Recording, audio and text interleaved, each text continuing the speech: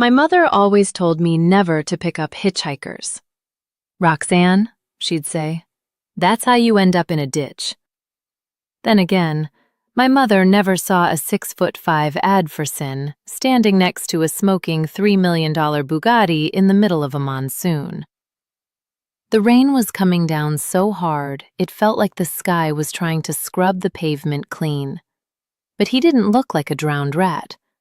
He looked like a statue carved out of marble and arrogance, staring at the steam rising from his hood as if he could intimidate the engine into starting again. Most women would lock their doors and speed up. I downshifted. I didn't care if he was dangerous. I had a tire iron under my seat and a bad attitude. I was the one he should be worried about. Welcome back to Raven's Library, your sanctuary for romance and escape. Before we dive into today's story, I want to see just how far our pack extends. Scroll down to the comments right now and let me know. Where in the world are you listening from today? I love seeing our community grow across the map. And if you hate waiting for cliffhangers, consider hitting that join button. Members of the library get early access to future uploads, meaning you hear the story before anyone else. Plus, you get those exclusive loyalty badges to stand out in the comments. Now, get comfortable. It's time to turn the page. Chapter 1. The Mechanic and the Mannequin. The wipers on my '69 Mustang were fighting a losing battle against the storm, slapping a frantic rhythm against the glass that matched the classic rock blasting through my speakers. I loved this weather. It kept the amateurs off the road and gave the highway a slick, dangerous feel that made my engine purr. But then I saw the taillights. Ahead of me, hazard lights blinked through the gray curtain of rain like the eyes of a dying beast. As I got closer, the shape resolved itself. It was a Bugatti Chiron, sleek, black, and utterly useless. It was a piece of engineering art that cost more than my entire auto shop, and it was currently serving as a very expensive lawn ornament on the shoulder of Route 66. And standing next to it, completely unbothered by the fact that he was getting absolutely soaked, was the driver. He was wearing a suit that probably cost more than my car. The fabric was plastered to him, outlining shoulders that were far too broad for a civilian, and thighs that looked like they could crush walnuts.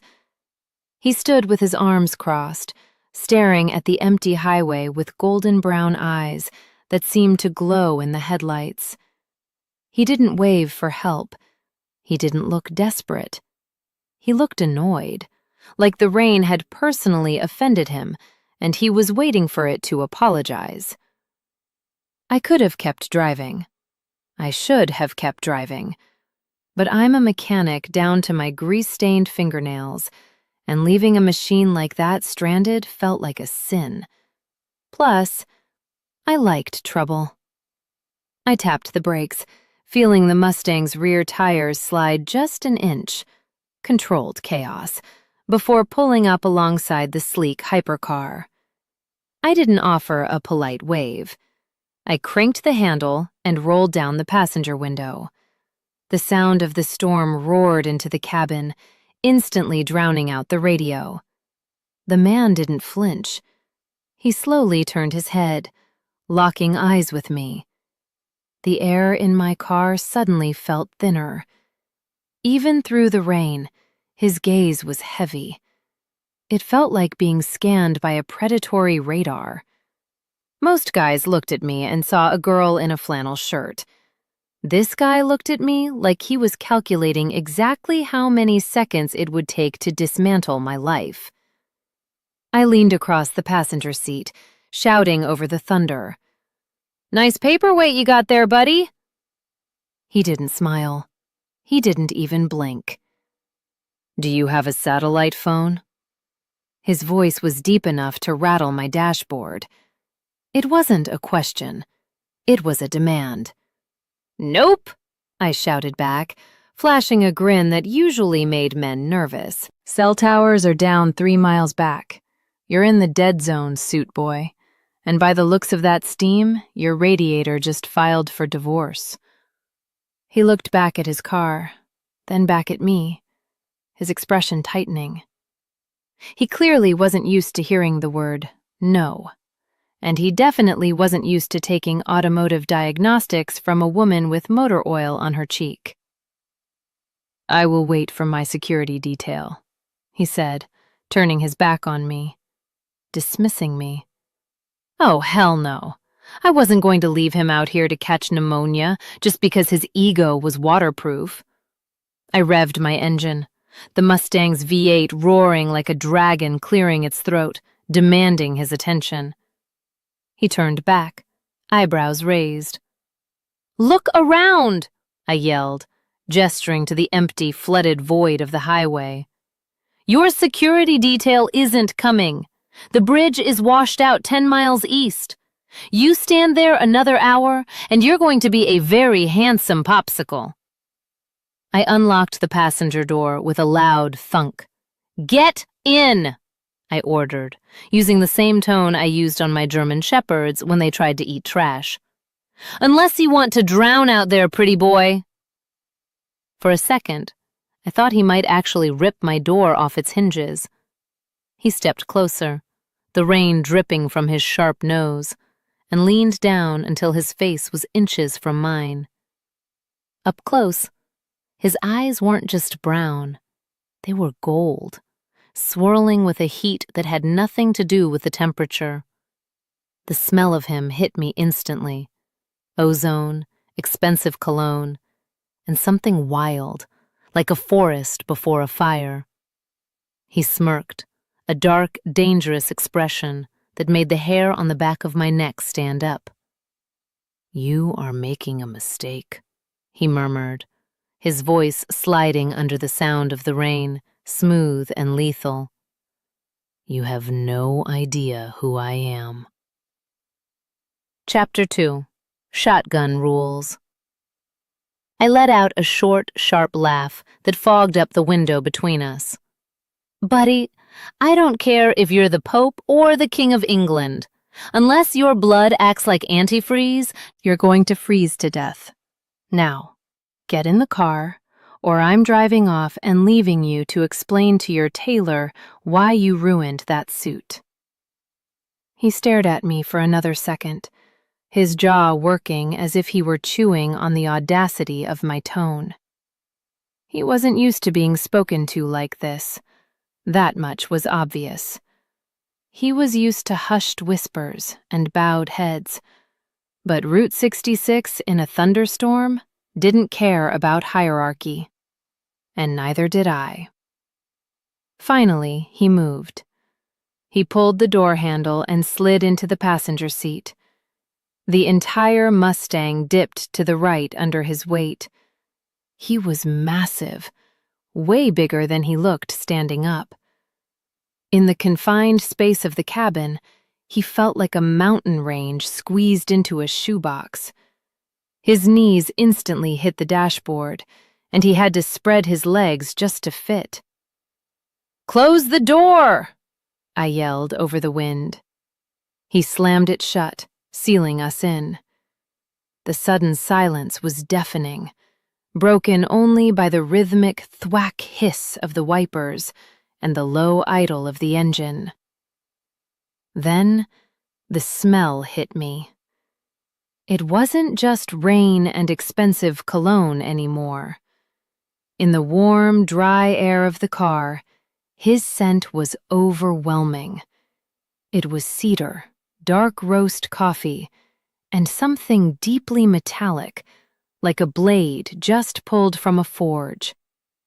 It triggered a weird instinct in the base of my brain, a little voice that whispered, "Danger, safety, mine." I shook my head to clear the fog. "Buckle up," I said, reaching for the gear stick. "It's going to be a bumpy ride." He didn't move to put on his seatbelt. He just sat there, water dripping from his dark hair onto the leather upholstery, staring at me with those unnerving gold-flecked eyes. He took a deep breath, inhaling the air of the cabin like he was trying to memorize the molecular structure of my oxygen. His pupils dilated until the gold was almost swallowed by black. "Vanilla," he murmured. His voice was a low rumble that I felt in the soles of my boots. "And motor oil."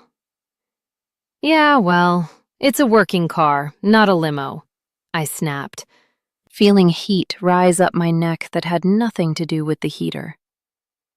"Sorry if I don't smell like roses and compliance." "I hate roses," he said, his gaze dropping to my throat. "They are artificial. This is real." The intensity in the air spiked so hard I almost choked. I reached for the door lock on my side, just to have it, but before I could touch it, I heard a loud click. I looked over. He had pressed the master lock button on his armrest. The doors were bolted. I narrowed my eyes, gripping the steering wheel. "What do you think you're doing? I picked you up, pal. Don't make me regret it. Unlock the door." He didn't look away from me. He leaned back against the seat, expanding his chest, taking up all the oxygen in the room. He looked less like a stranded motorist now, and more like a predator who had just walked into a trap on purpose. "Drive, Roxanne," he commanded softly. "How do you know my name?" I demanded, my hand slipping toward the tire iron under my seat. He nodded at the dashboard. "It is on your mechanic's license, displayed right there." He pointed a long, calloused finger at the laminated card I'd tossed on the dash. Then he leaned in closer, his voice dropping to a gravelly whisper that made my toes curl. "And I locked the door for your safety, not mine. Because once you realize what you've just invited into your car, your first instinct is going to be to run." Hands on the wheel. "I don't run." I lied. I slammed the car into first gear, enjoying the aggressive jerk of the transmission, and peeled back onto the highway. The tires spun for a fraction of a second on the wet asphalt before biting down, launching us forward. "Slow down," he said calmly. "My car, my rules." I shot back, keeping my eyes glued to the rain-slicked road. "You're just cargo. Sit there and look pretty." The problem was, he was doing exactly that. In the glow of the dashboard lights, he was distractingly handsome. His wet shirt was clinging to him like a second skin, translucent enough to show the dark ink of tattoos covering his chest. I tried to focus on the yellow lines of the road, but the cabin was too small. Every time I had to downshift for a curve, the motion required me to pull the stick shift back and to the right, and every single time, my knuckles grazed the inside of his thigh. The first time it happened, he flinched like I'd shocked him with a live wire. The second time, I felt the muscle of his leg turn to steel under the fabric of his trousers. "You need a bigger car," he gritted out, staring straight ahead through the windshield, his hands gripping his knees so hard his knuckles were white. "This is a classic," I defended, dropping into third gear. My hand brushed him again, a lingering friction of skin against expensive wool. The heat radiating off him was insane. It was like sitting next to a furnace. "She was built for speed, not for giants." "I am not a giant," he muttered. "I am average size." "Maybe where you come from," I laughed, relaxing a little. "But around here, we corn-fed humans aren't built like brick walls. What do they feed you guys in the city? Steroids and arrogance?" He turned his head slowly to look at me. The movement was predatory, fluid.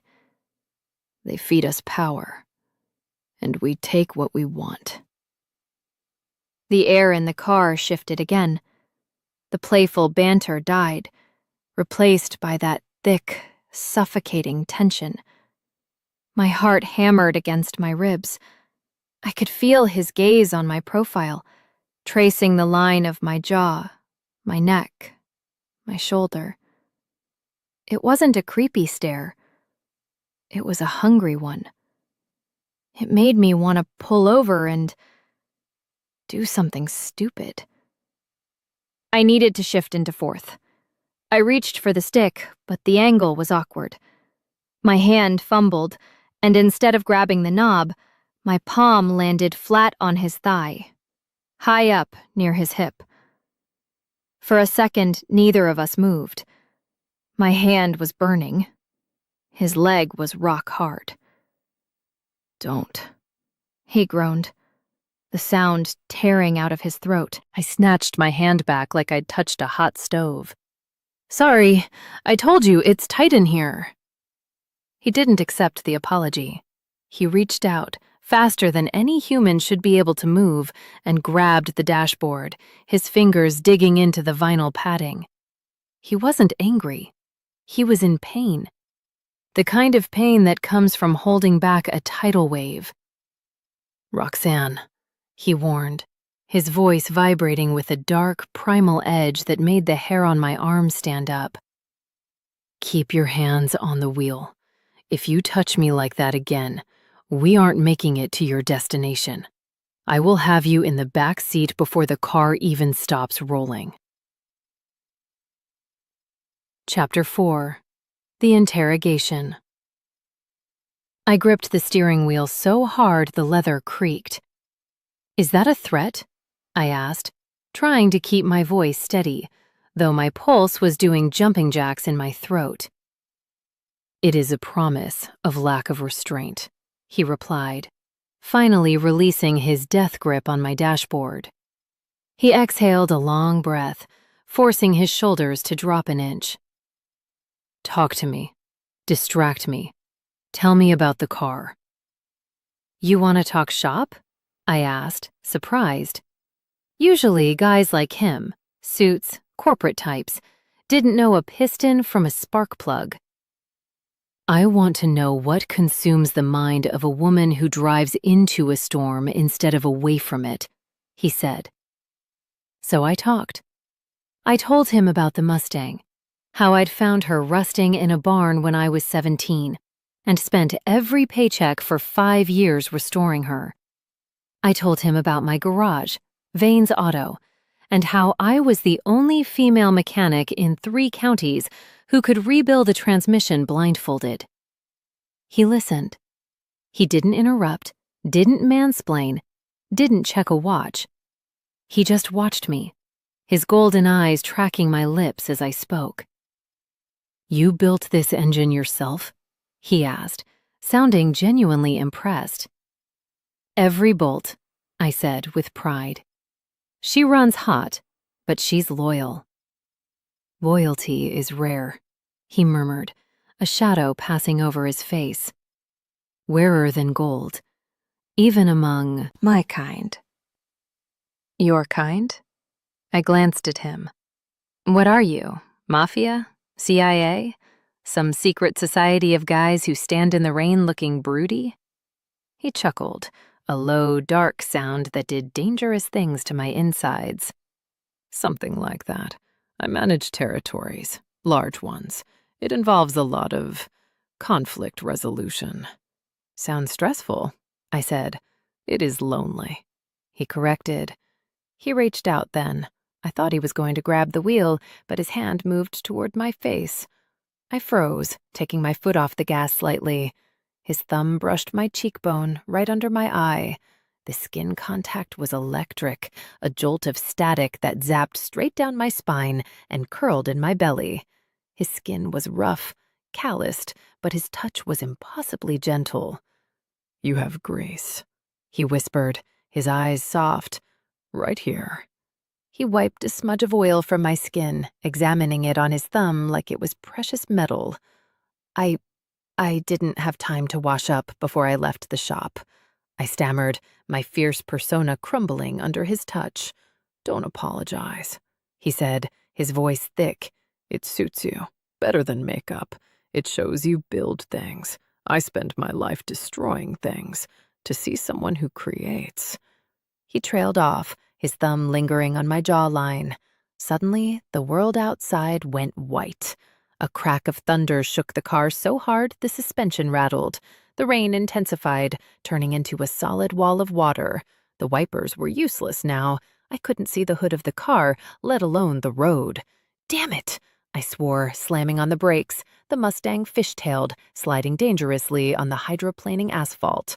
I fought the wheel, wrestling the car back into a straight line as we skidded to a near halt. "I can't see," I breathed, panic finally piercing my confidence. "We can't drive in this. We have to pull over." Chapter 5. Nowhere to Go. "There," Dominic said, pointing a sharp finger through the deluge. Through the gray wash, I saw the flickering red neon of a sign buzzing in the darkness. The Blue Moon Motel. The M was burned out, so it read, The Blue Oon Hotel. It looked like the kind of place where horror movies started, but right now, it looked like a palace. I crawled the car into the gravel lot, parking as close to the overhang as I could. "Make a run for it?" I asked. "Go," he ordered. We burst out of the car. The rain was instant and violent, soaking me to the bone in the 3 seconds it took to sprint to the lobby door. Dominic was right behind me, his large body shielding me from the worst of the wind. We tumbled into the lobby, breathless and dripping. It was a small, dingy room with wood paneling from the 70s and a smell of stale cigarettes. Behind the counter sat an elderly man with thick glasses, reading a newspaper. He looked up, annoyed at the intrusion. "We're full," he grunted, not really looking at us. "Storm knocked out the power to the occupied rooms, so no refunds if—" Then he saw Dominic. The old man froze. The newspaper slipped from his fingers and fluttered to the floor. His eyes went wide, magnifying behind his glasses, and all the color drained from his face. He stood up so fast his chair toppled over backward with a crash. I looked at Dominic. He was standing tall, water dripping from his nose, radiating an aura of terrifying authority that filled the small room. He wasn't just a wet guy in a suit anymore. He looked like a king inspecting a dungeon. The clerk's hands shook. He started to lower his head, his knees bending as if he were about to drop to the floor in worship. "You're—" the old man stammered, his voice trembling with genuine fear. "I didn't know. I didn't expect the Alpha. The King." I frowned, looking between them. The Alpha? The King? What was this guy talking about? Was Dominic a celebrity I didn't recognize? Before the clerk could finish his sentence, Dominic moved. He didn't run. He just blurred. Suddenly, he was at the counter, leaning over it, his index finger pressed firmly to his own lips. His eyes were blazing with a silent, lethal command. "Quiet," Dominic whispered. The single word was heavier than the thunder outside. "You have no idea who I am. Do you understand?" Chapter 6. One Room Left. The clerk swallowed hard, his Adam's apple bobbing like a cork in a storm. He nodded rapidly, sweat beading on his forehead despite the chill in the room. "Understood. Completely understood, sir." I looked between them, confused. "Okay, am I missing something? Did you rob a bank? Are you a senator?" Dominic didn't look at me. He kept his gaze pinned on the terrified old man. "A room. Now." "Yes, of course." The clerk fumbled with a drawer, his hand shaking so badly he dropped a set of keys before snatching up another. I only have one left. Room 4, the honeymoon suite. I mean, it's just a room with a jacuzzi that doesn't work, but it has a king bed. It's the only one with clean sheets. One bed, Dominic repeated, his voice tight. He closed his eyes for a brief second, as if praying for patience or restraint. Of course there is only one bed. It's fine, I said, snatching the key from the clerk's trembling hand. I was wet, cold, and tired. I didn't care if we had to sleep in a bathtub. I'm not picky. Come on, Your Highness. Let's go before you melt. I dragged him out of the lobby and down the exterior walkway. The rain was still hammering against the corrugated metal roof, creating a deafening roar. We found room 4, and I jammed the key into the lock, shoving the door open. The room smelled like lemon pledge and old carpet, but it was dry. I flipped the light switch. A single bulb flickered to life, illuminating a space that was mostly occupied by a massive sagging bed covered in a floral comforter. I walked in and tossed my keys on the dresser. Well, it's not the Ritz, but it beats sleeping in the bucket seats. I turned around to see Dominic standing in the doorway. He hadn't entered yet. He was gripping the door frame with both hands, staring at the bed like it was a live grenade. The muscles in his neck were corded tight, and his chest was heaving with shallow breaths. "Are you coming in?" I asked, putting hands on my hips. "Or are you going to stand there and guard the threshold?" He stepped inside and closed the door. He didn't just close it. He engaged the deadbolt, then the chain lock, testing them with a firm tug. The sound of the locks clicking into place echoed loudly in the small room.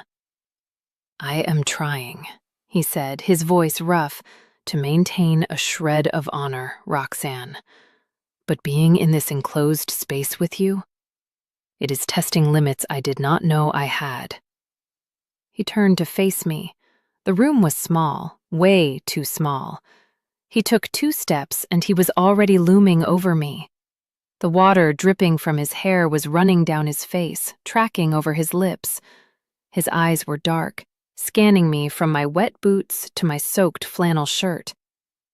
"You're shivering," he noted. "I'm fine," I lied, my teeth chattering slightly.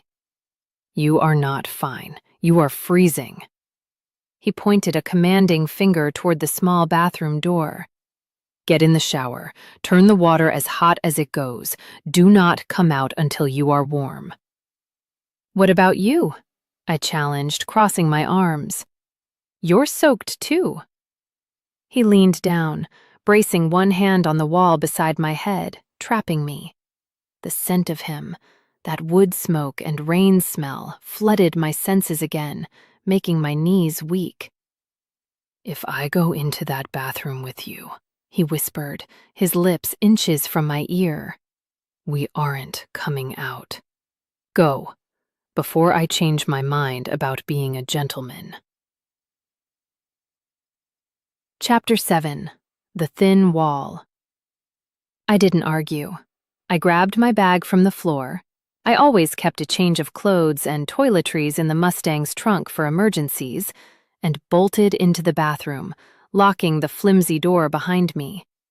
I turned the shower knob, and by some miracle, the water sputtered and then steamed hot. I stripped off my wet clothes, peeling the heavy denim and flannel from my skin, and stepped under the spray.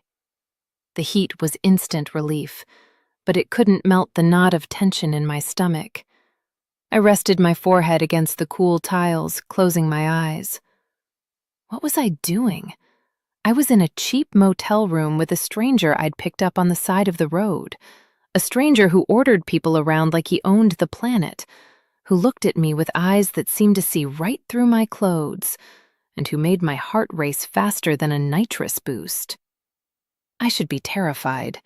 My survival instincts should be screaming stranger danger. But they weren't. Instead, my instincts were humming a very different tune. Every time he looked at me, I didn't feel threatened. I felt chosen.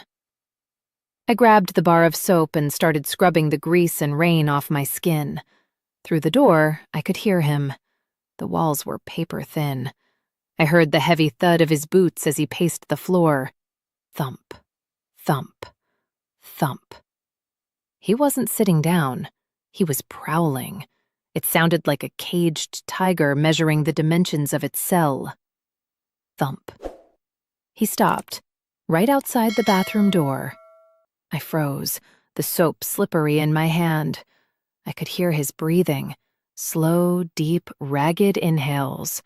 He was smelling the air. He was smelling me. "Roxanne," he murmured. I barely heard it over the water, but the sound of my name on his lips sent a shiver down my spine that had nothing to do with the cold. I turned off the water. The silence that followed was heavy, charged with static. I grabbed the thin, scratchy white towel from the rack and wrapped it around myself, tucking the end securely over my chest. It barely covered my thighs. I took a deep breath, staring at the doorknob. Pull yourself together, Roxy. He's just a guy. A really, really hot, rich, intense guy. I unlocked the door and stepped out. Steam billowed out with me, fogging the room. Dominic had stopped pacing. He was standing at the foot of the bed, his back to me. He had taken off his suit jacket and unbuttoned his dress shirt, revealing a back that was a landscape of muscle and scars. At the sound of the latch clicking, he turned. His eyes locked onto me immediately. His gaze dropped to the towel, then tracked slowly up my bare legs, over the curve of my hips, to my damp hair. He didn't try to hide his hunger. He looked like he wanted to devour me whole. He took a step toward me, then stopped himself, his hands balling into fists at his sides. "You looked better in grease," he said, his voice strained, trying for a joke but failing. "The clean look. It is dangerous." "Your turn," I said, my voice breathless. I pointed a trembling finger at the bathroom. "Water's hot. Don't use all the soap." He didn't move for a long second. He just stared at the pulse jumping in my throat. Then, with a groan that sounded painful, he grabbed his ruined shirt and tore it the rest of the way off. "I need cold water," he muttered, brushing past me. "Freezing." Chapter 8. The Scent of a Queen. While he was in the shower, I tried to make myself useful. I laid my wet clothes over the heater vent and sat on the edge of the massive bed, clutching the towel tight. I felt exposed, and not just physically. I felt like I was waiting for something inevitable to happen, like watching a storm front roll in over the plains. The water shut off. A moment later, the door opened. If I thought he was dangerous in a suit, he was lethal in a towel. Dominic stepped out, steam clinging to his damp skin. The towel hung low, dangerously low, on his hips, showcasing the sharp V-line of muscle that disappeared beneath the terry cloth. His chest was broad, covered in intricate tattoos that looked tribal, swirls of black ink that seemed to move when he breathed. A long, jagged scar ran from his shoulder to his pectoral muscle, a souvenir from a fight that clearly didn't involve a boardroom. He ran a hand through his wet, dark hair, pushing it back from his face. "No spare clothes," he stated, looking at his pile of soaked wool on the floor. "I didn't exactly pack a tuxedo in my trunk," I said, trying to keep my eyes on his face, and failing. He walked over to the bed.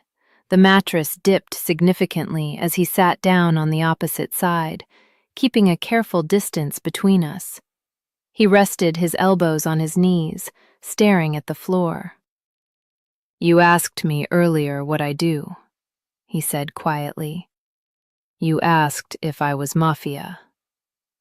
"You never really answered," I replied, tucking my legs up under me.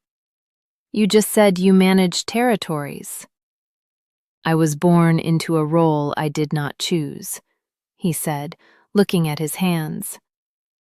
My father was a powerful man. He left me an empire that requires constant vigilance.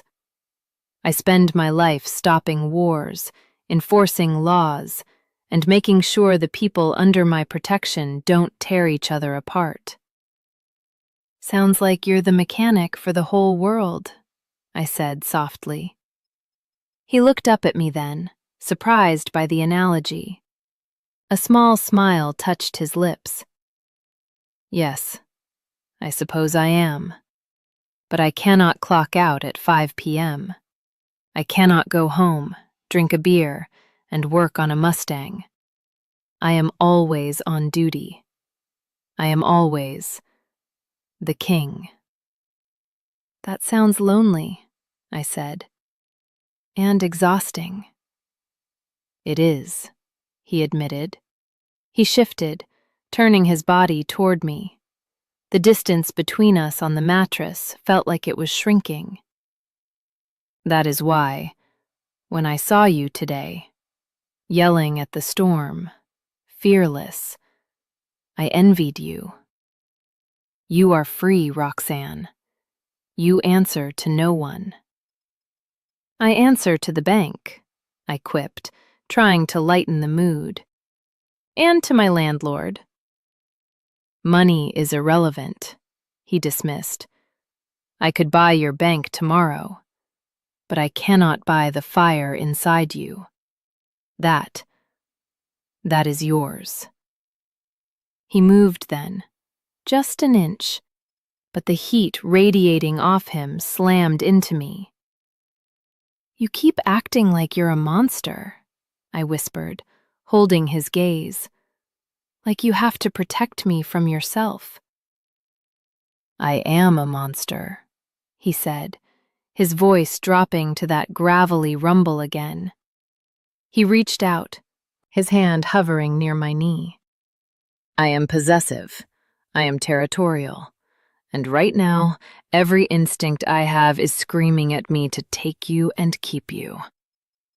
Maybe I don't want to be protected, I challenged, leaning forward slightly. Maybe I like monsters. Dominic froze. His pupils blew wide, swallowing the gold.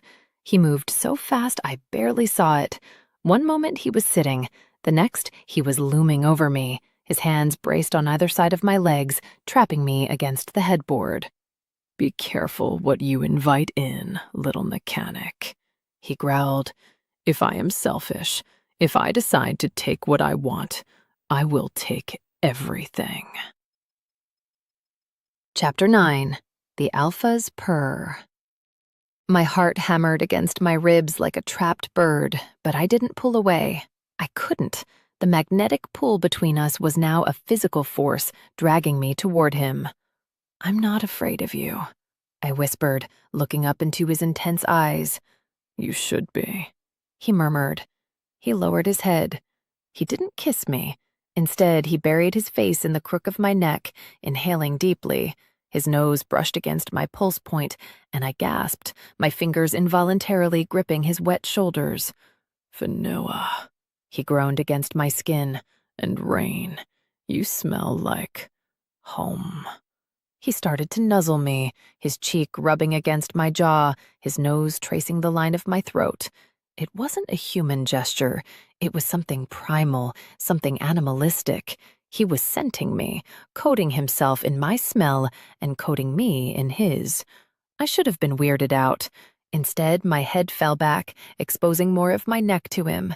My hands tangled in his damp hair, pulling him closer. Dominic, I sighed. Then I felt it.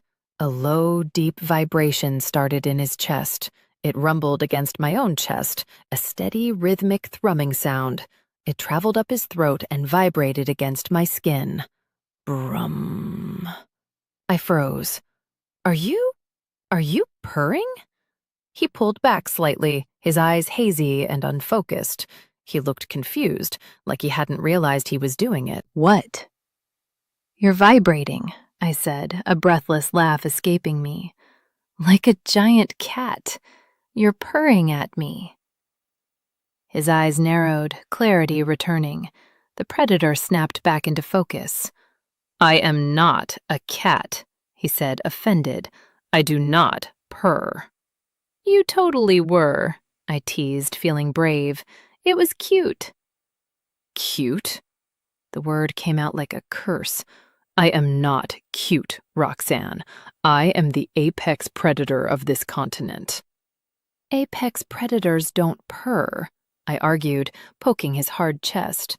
He caught my finger. He didn't hurt me, but his grip was iron. He lowered his head again, his lips grazing the sensitive skin right under my ear. I do not purr, he whispered, his voice rough with need. I growl. And then, to prove his point, he bit me. It wasn't a hard bite. It was a nip, a graze of teeth against the tender skin where my neck met my shoulder. It was possessive, dominant, a warning and a claim all in one. A jolt of electricity shot through my body, so intense my toes curled into the sheets. The vibration in his chest returned, louder this time, a deep, menacing, satisfied growl that echoed in the small room. What are you? I breathed, my voice trembling. Chapter 10. The Reveal. Dominic pulled back slowly. He didn't let go of me. His hands were still caging me in, his body heat radiating through the thin towel. He closed his eyes for a moment, taking a shuddering breath, and then opened them. I gasped. His eyes were no longer brown with flecks of gold. They were pure, molten gold. Glowing. Actually glowing in the dim light of the room. The pupils were vertical slits, pulsing with every beat of his heart. He watched me, waiting for the scream, waiting for me to scramble backward and call the police. I am the Alpha King, he said, the words heavy with the weight of 1,000 years of rule. I am the ruler of the shifter kind, the wolf inside me. He has been trying to claim you since the moment you opened that car door. The silence stretched. I looked at his glowing eyes. I looked at the inhuman strength in his arms. I thought about the clerk's terror. I thought about the way he healed, the way he moved, the way he smelled. It was impossible. It was insane. But I was a mechanic. I dealt in cause and effect. If an engine made a certain sound, it meant a certain piston was firing. If a man had glowing eyes and growled, he wasn't a man. I didn't scream. I didn't run. I reached up and cupped his face. His skin was burning hot. He flinched at my touch, looking at me with stunned disbelief. So, I said, my thumb tracing his cheekbone. That explains the ego. He blinked, the vertical pupils widening slightly. You are not afraid? I work on vintage muscle cars, Dominic, I said, a small, crooked smile touching my lips. They're loud, they're dangerous, and if you don't handle them right, they'll kill you. I've been handling dangerous things my whole life. I am not a car, he growled, though he leaned into my hand. No, I agreed. You're a big, bad wolf.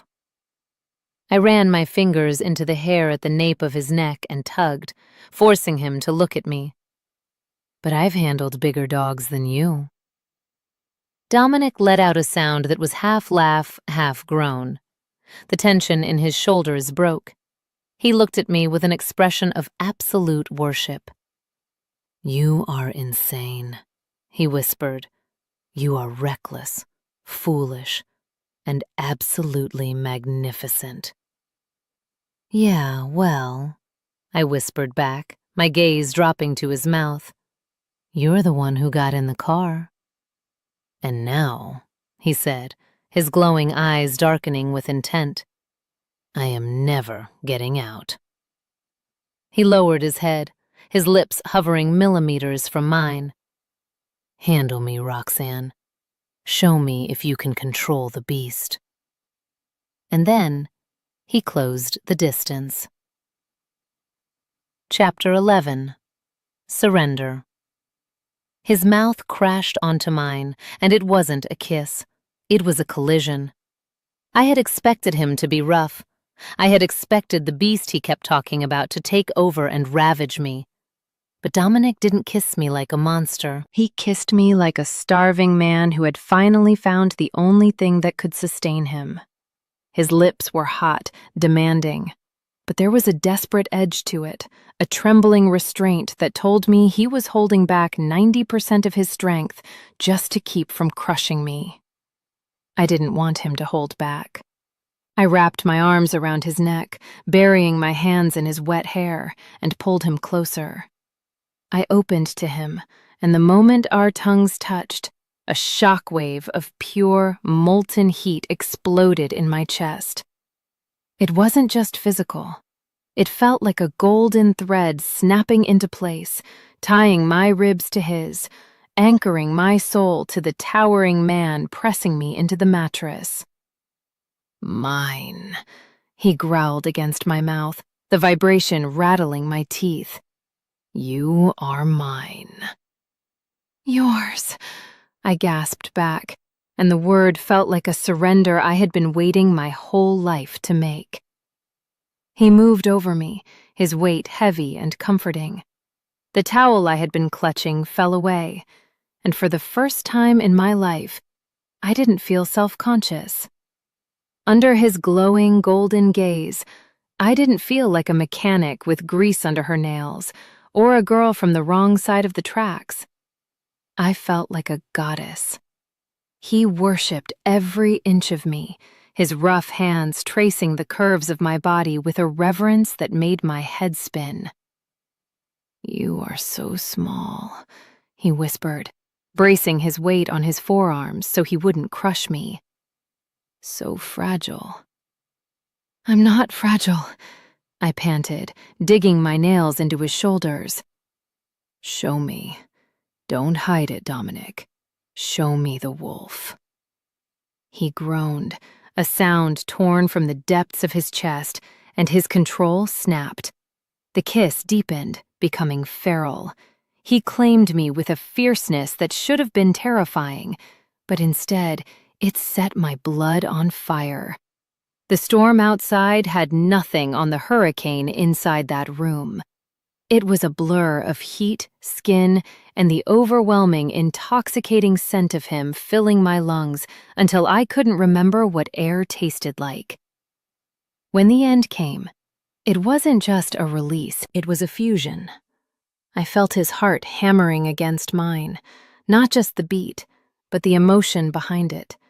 I felt his loneliness shatter, replaced by a fierce golden joy that mirrored my own. I cried out his name, and he roared mine, a sound that echoed like a claim staked into the earth itself. Chapter 12. The Eye of the Storm. The silence after the storm was heavy, but it was a good kind of heavy. It was the kind of silence that comes after the engine finally turns over and purrs, smooth and perfect. I lay tangled in the cheap motel sheets, my head resting on Dominic's chest. He was sprawled out on his back, taking up most of the king-sized bed. His breathing had slowed, returning to a deep, steady rhythm, but his arm was clamped around me like an iron band. Even in sleep, or near sleep, he wasn't letting go. Outside, the rain had stopped. The only sound was the drip, drip, drip of water falling from the eaves, and the steady thump, thump of Dominic's heart under my ear. He shifted, lifting his hand to take mine. He brought my hand to his lips, kissing the knuckles. Then he stopped. He turned my hand over, tracing the thin white line of a scar across my palm, where a wrench had slipped 3 years ago. A warrior's mark, he murmured, his voice rough with sleep and contentment. It's a clumsy mechanic's mark, I corrected lazily, tracing the ink of the tattoos on his chest with my other hand. I needed 4 stitches. It proves you build, he said softly. My hands, they only know how to break. You didn't break me, I whispered. He went still. He squeezed my hand tightly, then pulled it down to rest over his heart. No. But you broke me, Roxanne. You cracked open the armor I have worn for 200 years. 200? I shot up on one elbow, staring at him. Wait, how old are you? He opened one eye, the gold fading back to a warm, amused brown. Old enough to know better. Young enough to still be reckless. That's not a number, Dominic, I said, narrowing my eyes. Am I robbing the cradle or the grave here? I am 32, he chuckled, pulling me back down. In human years. But the wolf, the lineage, it is ancient. And today, for the first time in centuries, the wolf is quiet. He is satisfied. Good, I yawned, the exhaustion finally hitting me like a freight train. Because if he starts purring again, I'm kicking him off the bed. Dominic laughed, a genuine, boyish sound that vibrated through his chest. He kissed the top of my head, wrapping the duvet tighter around us. Sleep, my queen, he whispered into my hair. Rest, because when the sun rises, the world will try to intrude, and I need you ready to rule it. I wanted to ask what he meant by rule, but my eyelids were too heavy. I drifted off to the sound of his heartbeat, feeling safe for the first time in my life. I didn't know that while I slept, the gears of his empire were already turning, coming to find us. Chapter 13. Morning Glory. I woke up to the smell of bacon. A lot of bacon. Sunlight was streaming through the cracks in the blackout curtains, slicing across the room like laser beams. I groaned, stretching my limbs, and felt a dull, pleasant ache in my muscles that brought a rush of memories from the night before. I blushed, burying my face in the pillow. Good morning, Sleeping Beauty. I peeked out. Dominic was already dressed.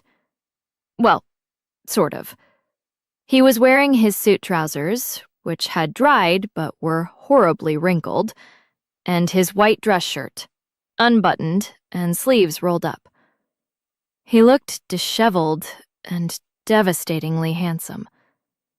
He was sitting at the tiny round table in the corner, which was groaning under the weight of everything. There were stacks of pancakes, mounds of eggs, towers of toast, and enough bacon to feed a football team. Did you rob a diner? I asked, sitting up and pulling the sheet with me. Wolf metabolism, he said unapologetically, tearing a piece of toast in half and devouring it.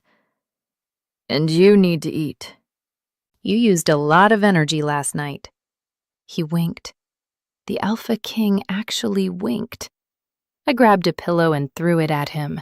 He caught it effortlessly with one hand, not even looking up from his eggs. Room service? I asked, eyeing the feast. The clerk was accommodating, Dominic said.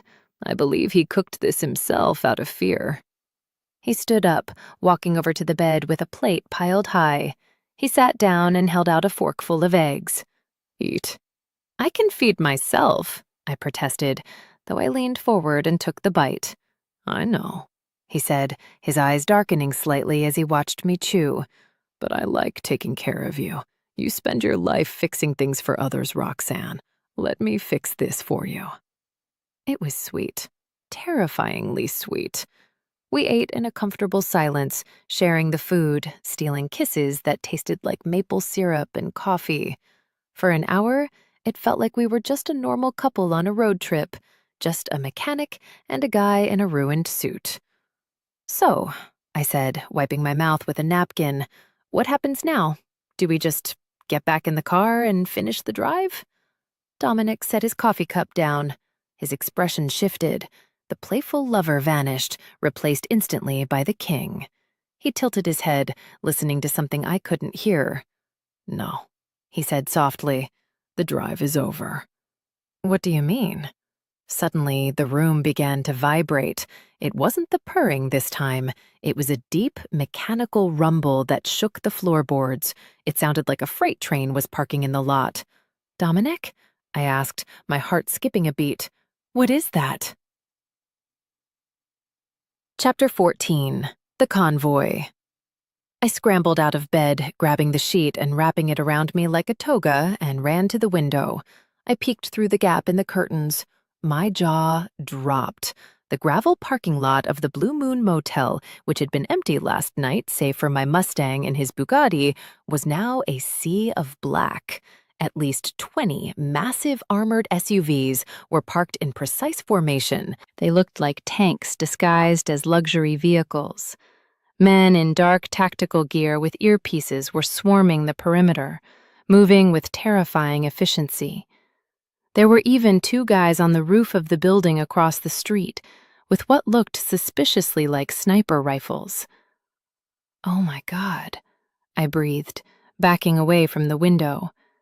"The FBI is here. Or the CIA. Dominic, what did you do?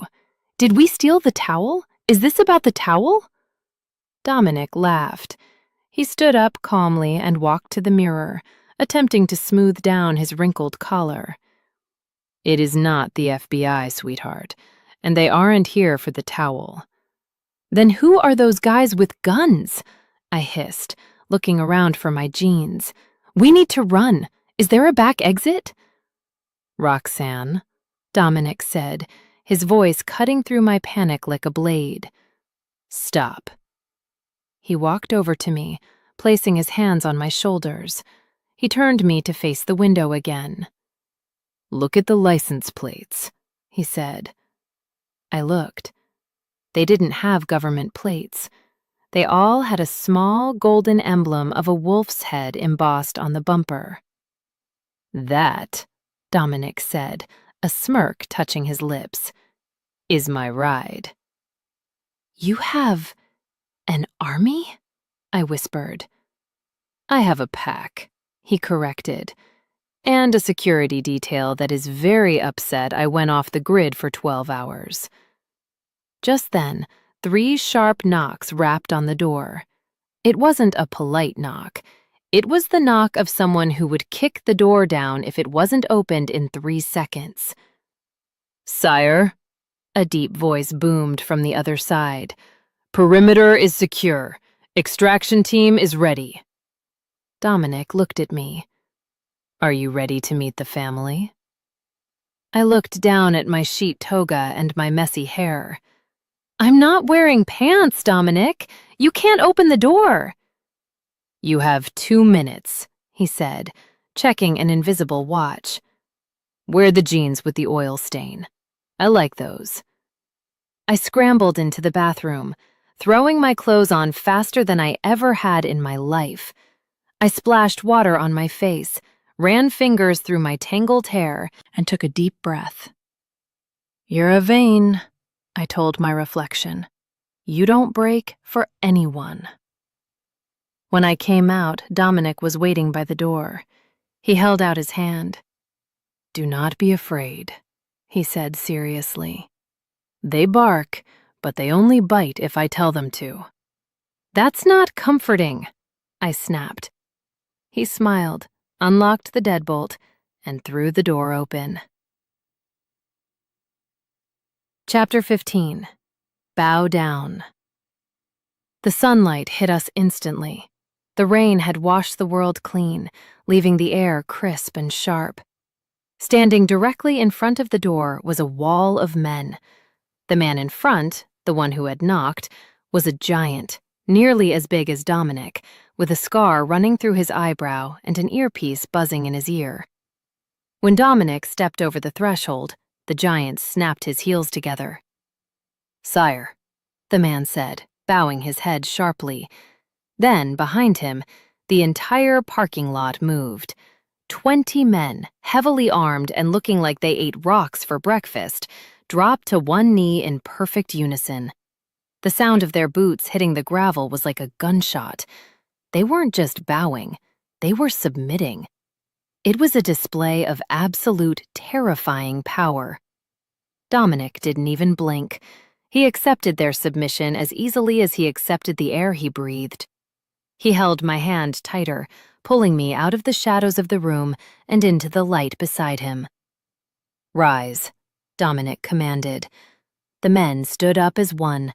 Their eyes instantly snapped to me. There was confusion in their gazes. They saw the flannel, the boots, the messy hair. They were sniffing the air, smelling him on me, smelling the bond. The giant in front widened his eyes. "Sire, the human?" "Careful, Marcus," Dominic warned, his voice low and dangerous. "You are speaking of your queen." Marcus paled. He looked at me, looked at Dominic's glowing eyes, and immediately dropped to his knee again. "Forgive me, my lady. We did not know." It's cool," I stammered, waving a hand awkwardly. "You can stand up. Please, stand up. You're making me nervous."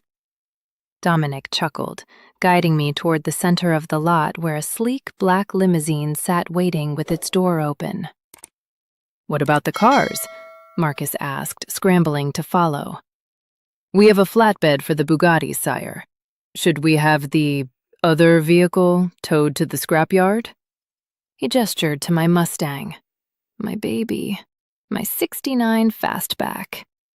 I opened my mouth to yell at him, but Dominic beat me to it. The air around him turned ice cold. He stopped walking and turned slowly to face his general. "Scrapyard?" Dominic repeated, the word dripping with venom. Marcus flinched. "I assumed it is old. It is that car," Dominic growled, pointing at the Mustang, "is the Queen's chariot. It carried me through the storm when my own technology failed. You will treat it with more respect than you treat me. You will load it onto the finest transport we have, and you will ensure not a single scratch appears on its paint. Do you understand?" "Yes, sire. Immediately, sire," Marcus shouted, barking orders into his radio. Dominic turned back to me, his face softening. "Ready to go home, Roxanne?" "I think I need a drink," I muttered, looking at the limousine.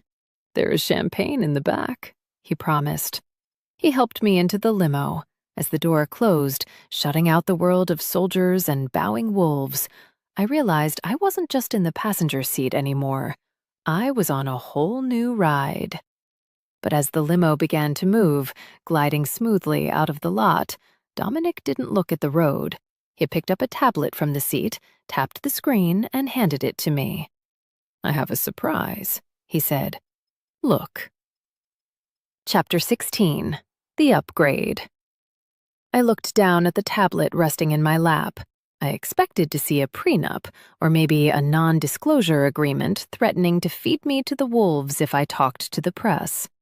Instead, I was looking at a 3D architectural rendering of a building. It was gorgeous. Glass, steel, and polished concrete.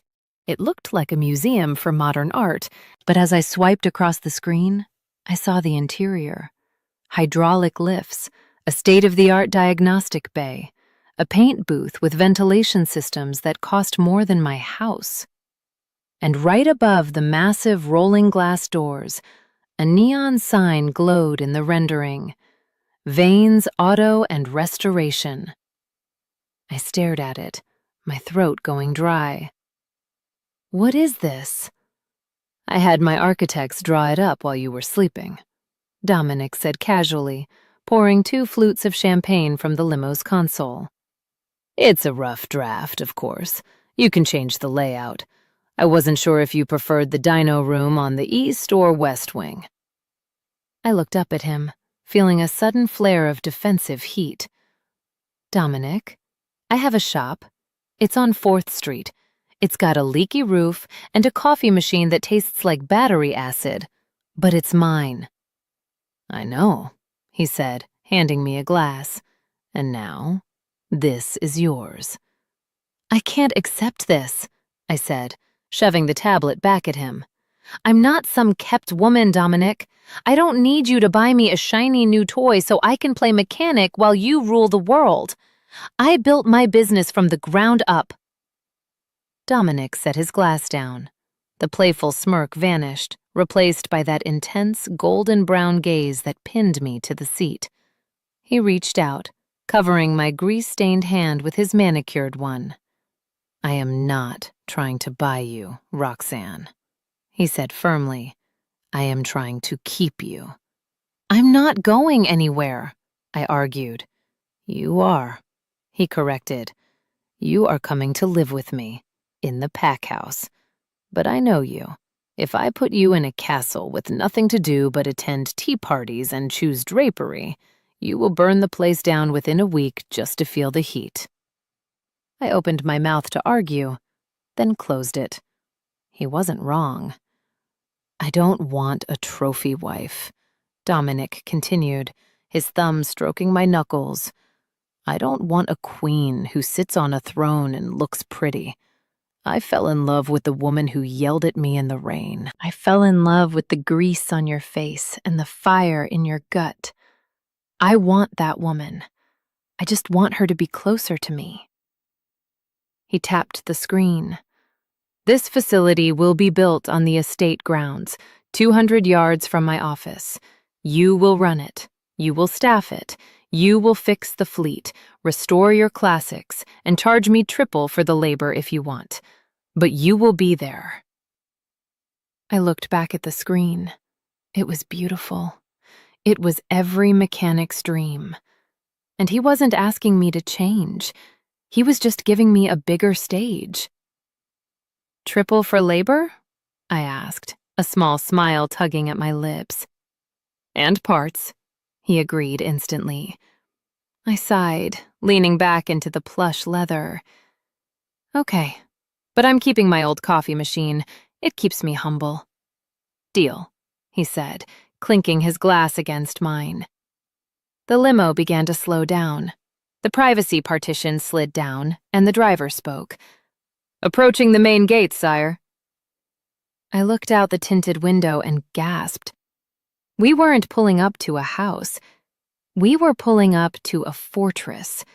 Massive iron gates were swinging open, revealing a winding driveway that led up to a sprawling stone mansion that looked less like a home and more like a seat of government.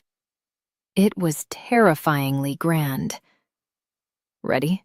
Dominic asked, sensing my hesitation. No, I admitted. Good, he said, taking my hand. Neither was I, until I met you. Chapter 17. The Alpha's Mechanic. 2 months later. The sound of the pneumatic impact wrench whirring at full torque was the only music I needed. Zip, zip, zip! The lug nuts flew off the wheel of the armored SUV, and I caught them in my gloved hand with practiced ease. Hey, Marco! I yelled over the noise of the compressor. Toss me the 10mm socket, and if you say you lost it again, I'm docking your pay. Marco, a burly werewolf who could probably bench press a truck, but was terrified of me, scrambled to find the tool. Got it, boss! Here! I caught the socket mid-air and grinned. Life in the palace garage, as the pack called it, was chaotic, loud, and perfect.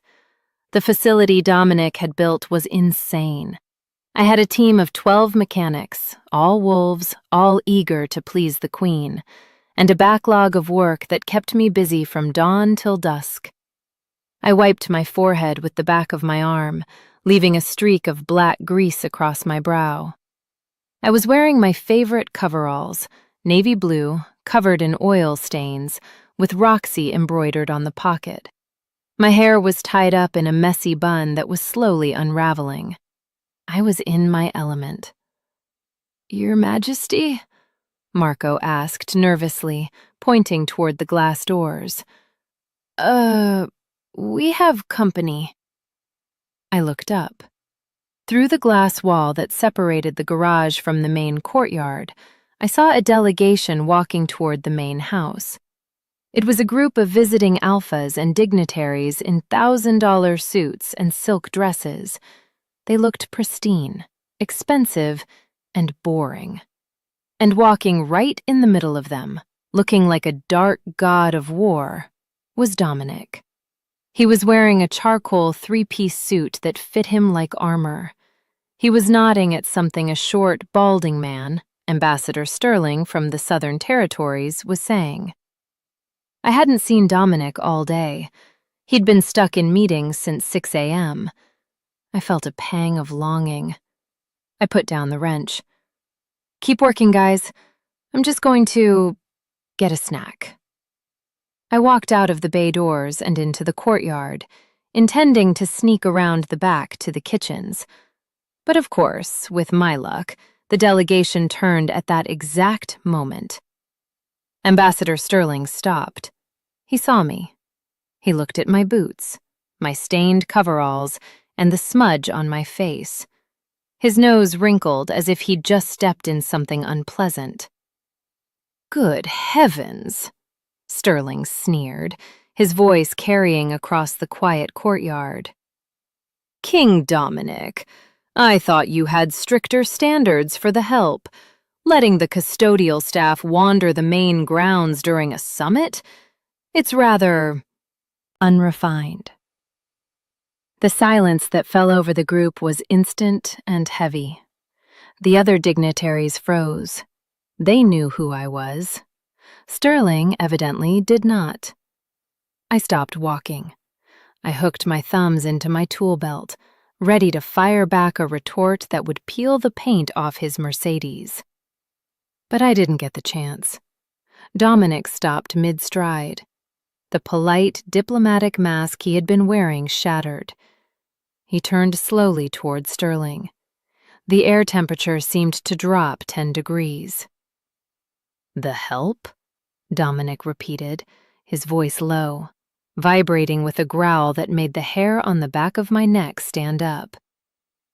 "Well, yes," Sterling laughed nervously, gesturing at my grease-stained clothes. "Look at her. Clearly a laborer. I'm just saying, appearance is everything, Your Majesty." Dominic didn't look at Sterling. He looked at me. His eyes flared gold, bright and burning. He started walking toward me, ignoring the ambassador, ignoring the gasps of the crowd. He crossed the courtyard in 3 long strides. He didn't care about the grease. He didn't care about the audience. He walked right up to me, grabbed the lapels of my dirty coveralls, and pulled me crashing into his chest. His expensive suit was instantly ruined, smeared with oil and grime. "Hi," I breathed, looking up at him. "Hi," he growled. And then he kissed me. It wasn't a polite peck. It was a claiming. He devoured me right there in front of the Southern delegation, his tongue sweeping into my mouth, his hands gripping my waist possessively. He kissed me until my knees went weak, and I had to cling to his jacket to stay upright. When he finally pulled back, he kept his arm firmly around my waist, pressing me to his side. He turned to face the horrified Ambassador Sterling. "This," Dominic announced, his voice booming like thunder, "is not the help. This is my mate. My queen, and the only person on this planet who is allowed to get me dirty. Sterling went white. Your Majesty, I didn't— Careful, Ambassador, Dominic warned, his hand tightening on my hip. You are speaking to the owner of my heart. And frankly, that grease on her face is worth more to me than your entire bloodline. Chapter 18. The Passenger Seat. The Sunday morning sun hit the pavement of the estate's driveway, making the chrome bumper of my '69 Mustang gleam like a mirror. She was back, and she was beautiful. It had taken 3 weeks in the new shop to get the water damage out of the upholstery and flush the engine, but looking at her now, idling with that low, throaty rumble that vibrated in my chest, you'd never know she'd been drowned in a monsoon. The black paint was polished to a liquid shine, reflecting the sprawling stone facade of the pack house behind her. I wiped a speck of imaginary dust from the hood with a microfiber cloth, grinning like an idiot. You look at that car with more affection than you look at me. I turned around. Dominic was standing at the top of the stone steps. He was wearing jeans, actual denim jeans, and a black t-shirt that hugged his biceps tight enough to be illegal in several states. He held 2 travel mugs of coffee, looking relaxed, happy, and devastatingly handsome. Don't be jealous, I teased, tossing the cloth onto the nearby bench. She was my first love. You're just the trophy husband I picked up on the highway. Dominic chuckled, walking down the steps with that predatory grace that never quite went away. He handed me a coffee. Trophy husband? I believe the title is king. Details. I waved a hand, taking a sip. It was perfect. Hazelnut, 2 sugars. He always remembered. He leaned against the fender of the car, his hip bumping mine. So, is she ready? She's better than ready, I said, patting the roof. She's begging to run. I tuned the carburetor myself. She'll do 0 to 60 faster than your security detail can panic. Good, Dominic said. He finished his coffee in one long swallow and set the mug down on the bench. Because I need to get out of here. If I have to listen to one more council member complain about territory disputes, I'm going to shift and eat them. Road trip? I asked, my eyes lighting up. Just a drive, he promised. No destination, just us and the road. He pushed off the car and walked around the front hood toward the driver's side door. He reached for the handle, his movements automatic, assumed. He was the alpha. He led. He drove. That was the law of his nature. I stood there on the passenger side, dangling the keys on my index finger. Jingle, jingle. Dominic froze. His hand hovered over the door handle. He looked up, across the roof of the car, to see me standing there with my eyebrows raised and a smirk playing on my lips. What are you doing? He asked slowly. Waiting for you to get in, I said sweetly. Roxanne, he sighed, giving me that look, the one that made entire armies drop to their knees. I am driving. Nope, I popped the P. My car, my rules. Remember? That was when I was a stranger you were rescuing, he argued, though his eyes were dancing with amusement. I am your mate. I am the king. I drive. And I'm the queen, I countered, tossing the keys in the air and catching them with a snap. And the queen says your heavy foot is going to flood my engine.